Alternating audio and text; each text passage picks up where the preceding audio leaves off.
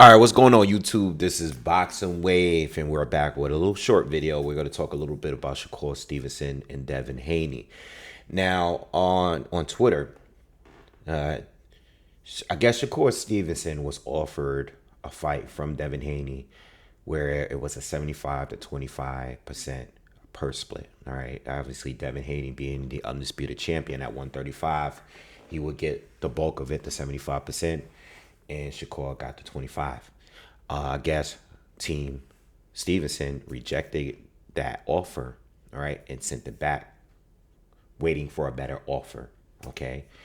And he's never heard anything since. I don't know how recent this was, but it had to be somewhat recent because the Devin Haney Lomachenko fight wasn't that long ago, okay? So Shakur Stevenson, I'm paraphrasing. Shakur Stevenson says something about, I know my worth. Obviously, he feels that he deserves more than just 25%. Okay. And everybody on social media, like as normal, was going back and forth telling who should deserve what purse, he should get out of it. And is it 30%? He should get 35%. He should get 40. He should be 60-40. I'm seeing people, say things like, oh, he's a 2-division champion and all of this stuff.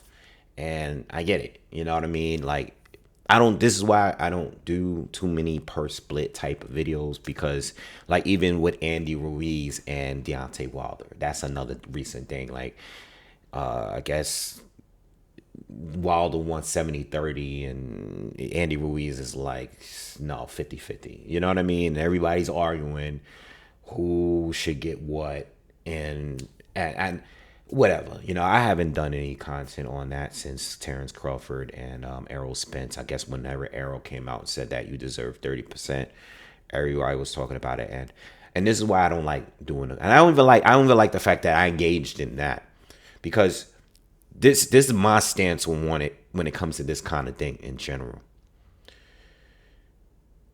There are 20-80 per splits often behind the scenes. We don't get the news of every per split or whatever. I don't really mind it after the fight has been agreed on. When the fight is agreed on and the reports come out, I don't care. Like, at that point, it's like, okay, cool. This is what you get. This is what you get. Fine, cool. But when the two fighters are putting the information out there to the public, and now it has the fans, they're all becoming accountants, and they all bringing up pay-per-view numbers, and they're all bringing this stuff that we don't even know if it's 100% true. You know what I'm saying? Like, we're getting this information off other reports from other journalists, or even some people that create rumors. Sometimes some of this stuff is false. So we don't even know if it's necessarily true. What I do know, and I'm basing it off what I've seen from fans and what I've seen from content creators, and even what I see from journalists, like actual journalists, what I see is people already decided on who they're going to run with 99% of the time. The decision is not a situation where many people are going to say, well, I support this fighter, but honestly, I feel that he deserves a little bit more, or he deserves a little less than what they're asking for. You know what I mean? Everybody's already got their biases set in place. Now everybody's going to look at the situation with an open mind. It just doesn't happen that way. So with that being said, I think like this, and this is with me and how I feel just moving forward in general. A fighter is going to agree with what they agree with based on how bad they want it. Some people care more for the bag over the legacy thing. I think, and it's nothing wrong with that. You're in it for what you're in it for. You know what I mean? Gervonta Tank Davis, for example, it's not a diss or a shot at him, but Tank cares more about the bag. You know what I mean? Tank cares more about the bag, and the people around him do it. When you see Leonard Ellaby, and when he talks about Tank and he compares Tank to Josh Taylor or Teofimo Lopez and all these other guys that's in the division, It says no one wants this fight. Or when he talks about Errol Spence, it says no one wants this fight or this. It's always about the bag, pay-per-view numbers, asses and seats, ticket sales, all that shit. You know what I'm saying? It's about that.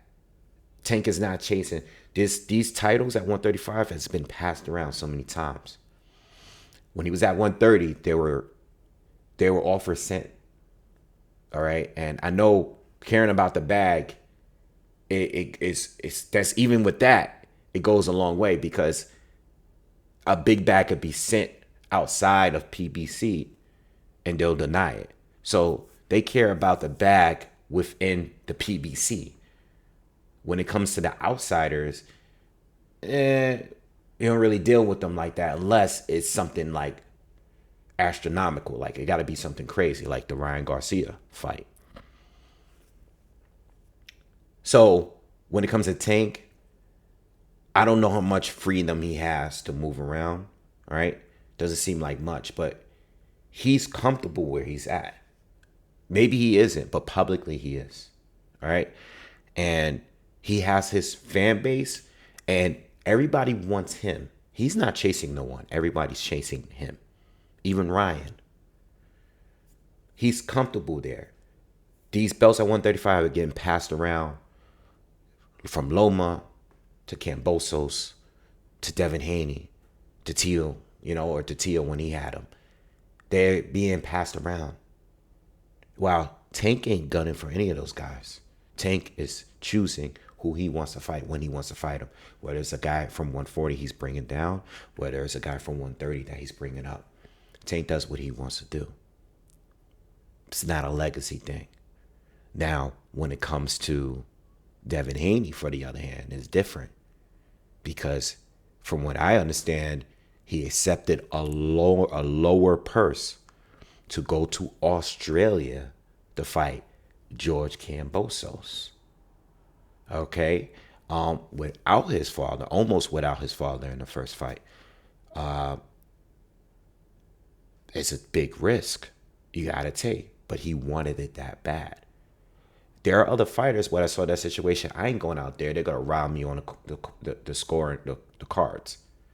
I'm not going out there, or I want more money, agreed, I want more in the split. That one rejection, that first rejection sometimes might be all they need to move forward. Because they were going to move forward with Lomachenko in the first place. But Haney wanted it so bad because it's a legacy fight as far as him being undisputed.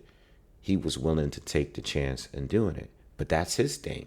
That's how he moves. Not every other fighter would have done that. Not just Tank, but that's the way he moves. He wanted it. That was a priority to him.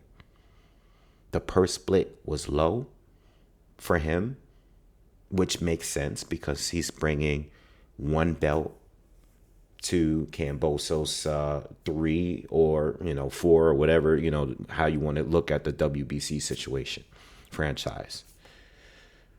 So when it comes to Shakur Stevenson and when it comes to Devin Haney, Shakur says, I'm worth more. I know my worth. He doesn't have to travel to Australia. Give me a second.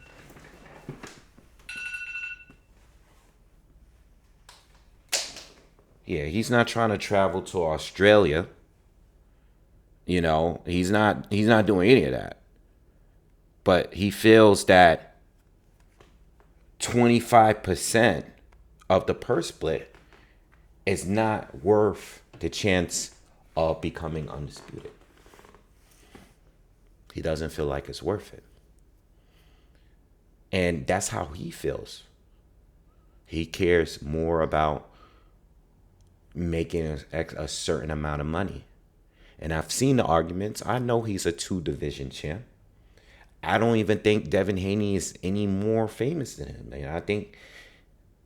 Tank and Ryan are clearly much more famous than the both of them, but they have some kind of fame. But he doesn't feel like, he's worth more than just 25%. So they sent the offer back, and he hasn't heard anything. And he might not ever hear anything back. Because Devin Haney is looking at the situation like, I had all these roadblocks, and I had to agree to a rematch clause, go to Australia, almost fight without my father. I had to agree to all of these things that I did not want to do because I wanted Undisputed that bad. And his purse was shorter too, around 25%. So I had to agree to all these things to get my titles. He's probably looking at it like, you're not Tank. You're not Ryan. Why do I have to give you such a high split when I'm the one that's bringing something into the table? Now, to the diehards, we want to see the fight, but to be honest, and I love Shakur, I love both of them. You guys know I support both of those guys. But to be honest, Shakur is not a champion at 135. He was a champion in 2 other divisions, but he's not a champion. He doesn't hold a title. There's nothing. Devin he's already made Undisputed. He already did it, and he defended it twice. Okay? He already put himself at risk and fight Lomachenko, a guy that he was gunning for before he got those titles, and won. So Devin Haney, and it's unfortunate because I want to see the fight, and hopefully they can work something out. But unfortunately, Shakur doesn't want Undisputed as bad as Devin Haney wanted it when he fought George Kambosos. That's it. He doesn't want it as bad. He wants it, but it has to have a big bag that comes along with it. And people are defending him by saying he should get it should be 60-40 or 35, whatever. 35-65. Whatever that number is, because we don't know what the number is, all I know that's a fact is that Shakur is not satisfied with 25%. You got to look at, and my views on all of that, you got to look at the long term of it. You know what I mean? Do you really want the legacy? Like Deontay Wilder and Joshua. The argument back then, I'm not talking about the $50 million thing. I'm talking about the original offers when they were both champions. The original offers was like $12 million to Wilder or something. They turned it down. But at that time, Wilder only made like $1 million fighting Luis Ortiz. So even though it was like X amount of times more than whatever he got paid, he felt like, no, I know my worth.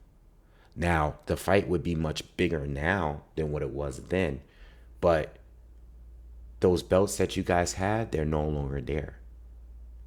So it becomes now, it's a fight between, before it was a big fight between diehards, legacy, and some casuals, to where now it's a big fight between mostly casuals, diehards, but there's no titles on the line. You know what I mean? Because Tyson Fury and Usyk was not in the picture back then, at that time. Wilder had his WBC, and Joshua cleaned up and picked up the titles that Fury once had. And they didn't work it out. So it's not a bad thing for Shakur, but it is a bad thing because if you are looking for Undisputed, you may not get that opportunity again, at least not in this way. You got them all on a line at once. You got a package deal if you take the 25%. but you're not taking it, that means you want the money a little bit more. If Shakur is fine with that, then we're fine with it. I'm fine with it, at least. But that's what it is. It's not that you got screwed. It's just that you chose the financial over the legacy, which many fighters do. Floyd did it. Floyd never got undisputed because he chose to fight who he wanted to fight when he wanted to fight him. Same with Manny Pacquiao. Some people make a choice, and to them, undisputed wasn't really that big of a deal. It doesn't take anything away from their legacy because they're multiple division champs and stuff like that, and they fought a huge amount of world champions. So in that sense, yes, they're two of all-time ATGs. But missing out on an opportunity to fight for all 4 belts at once, I don't know. In my opinion, I think Shakur Stevenson should have taken it.